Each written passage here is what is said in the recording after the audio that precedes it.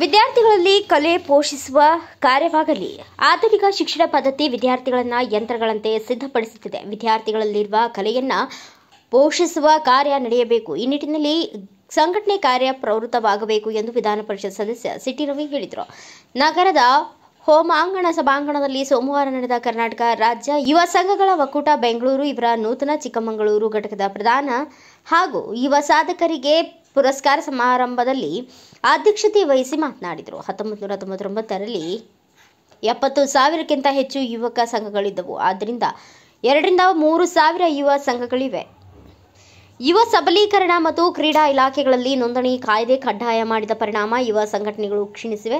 ಸ್ಥಿರ ನಿಧಿಯನ್ನ ನೀಡದಿರುವ ಕಾರಣ ಸಂಘಗಳಿಗೆ ಯಾವ ಪ್ರಯೋಜನವಿಲ್ಲ. ಈ ಬಗ್ಗೆ ವಿಧಾನಸಭೆಯಲ್ಲಿ ಪ್ರಸ್ತಾಪಿಸುವೆ ಎಂದು ಭರವಸೆ ನೀಡಿದರು. ಕಾರ್ಯಕ್ರಮ ಉದ್ಘಾಟಿಸಿ ಮಾತನಾಡಿದ ರಾಜ್ಯ ಯುವ ಸಂಘಗಳ ಒಕ್ಕೂಟದ ರಾಜ್ಯಾಧ್ಯಕ್ಷ ಡಾಕ್ಟರ್ ಜಾನಪದ ಬಾಲಾಜಿ, ಇತ್ತೀಚಿನ ದಿನಗಳಲ್ಲಿ ರಾಜ್ಯದ ಯುವ ಜನಗಳ ಮೇಳಗಳು, ರಾಜ್ಯ ಜಿಲ್ಲಾ ಯುವ ಪ್ರಶಸ್ತಿಗಳು, ಯುವ ಸಂಪರ್ಕ ಸಭೆಗಳು, ಸಂಘಗಳ ಕ್ರೀಡಾ ಹಾಗೂ ಸಾಂಸ್ಕೃತಿಕ ಸಾಮಗ್ರಿಗಳ ಯೋಜನೆ, ಗರುಡಿ ಮನೆ ಉಪಕರಣಗಳು ನೀಡುವುದನ್ನು ಸರ್ಕಾರ ಪುನರಾರಂಭಿಸಬೇಕು ಎಂದರು. ನಂತರ ಕರ್ವೆ ಜಿಲ್ಲಾಧ್ಯಕ್ಷ ಕೆಂಪನಹಳ್ಳಿ ಅಶೋಕ್ ಮಾತನಾಡಿದರು. ಇದೇ ವೇಳೆ ಒಕ್ಕೂಟದ ನೂತನ ಜಿಲ್ಲಾಧ್ಯಕ್ಷರು ಹಾಗೂ ಪ್ರಧಾನ ಕಾರ್ಯದರ್ಶಿಯಾಗಿ ಮಾಜಿ ಸಚಿವರಾದ ಸಿಟಿ ರವಿ ಪದಪತ್ರ ವಿತರಿಸಿದರು. ತಾಲೂಕಿನ ಯುವ ಸಂಘಟಕ ಹೇಮಂತ್ ಕುಮಾರ್ ಹಾಗೂ ಮೂಡಿಗೆರೆ ಯುವ ಕಲಾವಿದೆ ಶೋಭಾ ಹೊಸಕೆರೆ ಅವರಿಗೆ ಯುವ ಪುರಸ್ಕಾರ ನೀಡಿ ಗೌರವಿಸಲಾಯಿತು. ರಾಜ್ಯ ಯುವ ಸಂಘಗಳ ಒಕ್ಕೂಟದ ರಾಜ್ಯಾಧ್ಯಕ್ಷರಾದಂಥ ಡಾಕ್ಟರ್ ಎಸ್ ಬಾಲಾಜಿ ಅವರೇ, ಮಿತ್ರ ಅಶೋಕ್ ಅವರೇ, ಮಿತ್ರ ವಿಜಯ್ ಅವರೇ, ವೇದಿಕೆ ಮೇಲೆ ಉಪಸ್ಥಿತರಿರ್ತಕ್ಕಂಥ ಶಾಂತಮೂರ್ತಿ ಅವರೇ, ಶಿವಣ್ಣ ಅವರೇ, ಜಯಪ್ರಕಾಶ್ ಅವರೇ,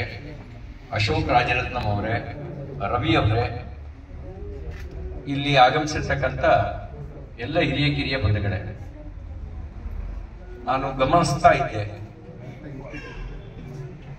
ಆರಂಭದಲ್ಲಿ ನಮ್ಮೆಲ್ಲರಿಗೂ ಎಲೆ ಅಡಿಕೆಯನ್ನ ಕೊಟ್ಟು ಸ್ವಾಗತ ಮಾಡಿದರು.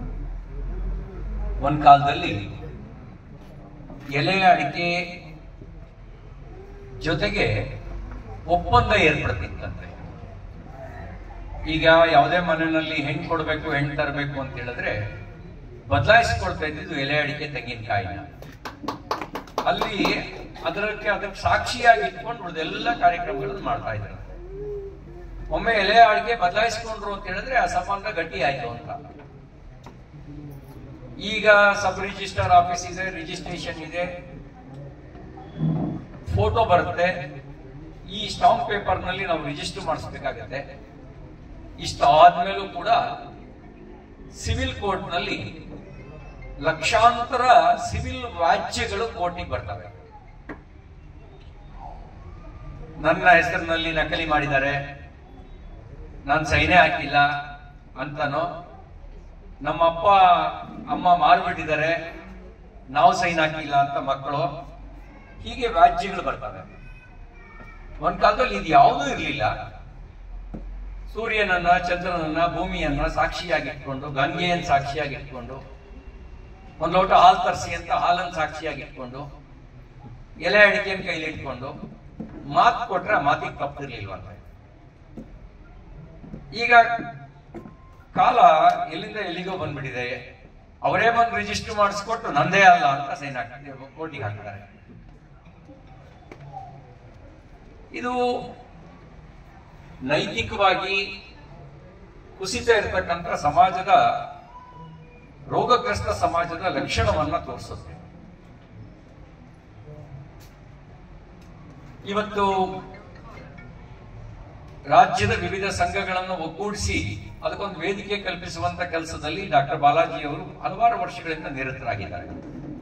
ಅವ್ರು ಮಾತಾಡಬೇಕಾದ್ರೂ ಅರ್ಥಪೂರ್ಣವಾಗಿ, ಬಹಳ ಕಡಿಮೆ ಅವಧಿಯಲ್ಲಿ ಏನ್ ಹೇಳಬೇಕೋ ಅದನ್ನ ಸಂಕ್ಷಿಪ್ತವಾಗಿ ಹೇಳಿಬಿಟ್ರು.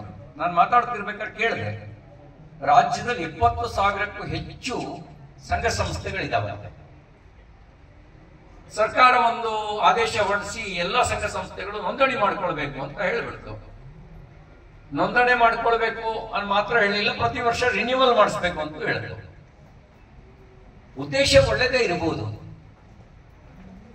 ನೋಂದಣಿ ಮಾಡಿಸಿದ ಸಂಘಗಳಿಗೆ ಖಾತ್ರಿಯಾಗಿ ಸಹಾಯಧನ ಸಿಗುತ್ತಾ? ಇಲ್ಲ. ನೋಂದಣಿ ಮಾಡಿಸ್ಬೇಕು ಅಂದ್ರೆ ಅವರೇ ಹೇಳ್ತಾ ಇದ್ರು, ಒಂದು 20,000 ಖರ್ಚಾಗತ್ತೆ. ರಿನ್ಯೂವಲ್ ಮಾಡಿಸ್ಬೇಕು ಅಂದ್ರೆ ಆಡಿಟ್ ಇನ್ನೊಂದು ಮತ್ತೊಂದು ಅಂತ ಎಲ್ಲ ಫೈಲ್ ಮಾಡಬೇಕು ಅಂತ ಹೇಳಿದ್ರೆ ಮತ್ ಪ್ರತಿ ವರ್ಷ ದುಡ್ಡು ಖರ್ಚು ಮಾಡ್ಬೇಕಾಗತ್ತೆ. ಆಯ್ತು, ಇಷ್ಟೆಲ್ಲ ಖರ್ಚು ಮಾಡಿದ ನಂತರ ಸರ್ಕಾರ ಏನಾದ್ರು ಸಹಾಯಧನ ಕೊಡುತ್ತಾ ಅಂದ್ರೆ ಸಹಾಯಧನ ಕೊಡಲ್ಲ. ಒಂದ್ ರೀತಿಯಲ್ಲಿ ಒಳ್ಳೇದ್ ಮಾಡಕ್ ಹೋಗಿ ಕೆಟ್ಟದಾಯ್ತು ಅಂತ ಹೇಳ್ತಾರಲ್ಲ, ಅವ್ರ ಉದ್ದೇಶ ಒಳ್ಳೇದೇ ಇರ್ಬೋದು. ನೋಂದಾಯಿತ ಅಲ್ಲದೆ ಇರ್ತಕ್ಕಂಥ ಸಂಘ ಸಂಸ್ಥೆಗಳು ದುರುಪಯೋಗ ಪಡಿಸ್ಕೊಳ್ಬಾರ್ದು ಅನ್ನೋ ಉದ್ದೇಶನೇ ಇರ್ಬೋದು. ನಾನು ಇವ್ರು ಕೇಳಿದ್ಮೇಲೆ ನನಗೆ ಅನಿಸ್ತು ಇದಕ್ಕೇನಾದ್ರು ಒಂದು ಪರಿಹಾರ ಹುಡುಕ್ಬೇಕು ಅಂತ ಹೇಳಿ. ಈಗ ರಿಜಿಸ್ಟರ್ ಮಾಡಿಸಿದ್ರೆ ಸಹಾಯಧನ ಖಾತ್ರಿಯಾಗಿ ಸಿಗೋಂಗಾದ್ರೂ ಆಗ್ಬೇಕು ಚಟುವಟಿಕೆ ಮಾಡಕ್ಕೆ. ಆದ್ರೆ ಈಗ ಆ ತರದ ಕಾಣ್ತಾ ಇಲ್ಲ. ಮಾಸಾಸನಗಳೇ ತಿಂಗಳು ಬರ್ತಾ ಇಲ್ಲ. ಹೊಸ ಮಾಸಾಸನಗಳನ್ನು ಕೊಡ್ತಾನೆ ಇಲ್ಲ. ಎಷ್ಟೋ ಕಲಾವಿದರು ಅವ್ರ ಯೌವನವನ್ನೆಲ್ಲ ಕಲೆಗೆ ಮೀಸಲಿಟ್ಟಿಟ್ರು.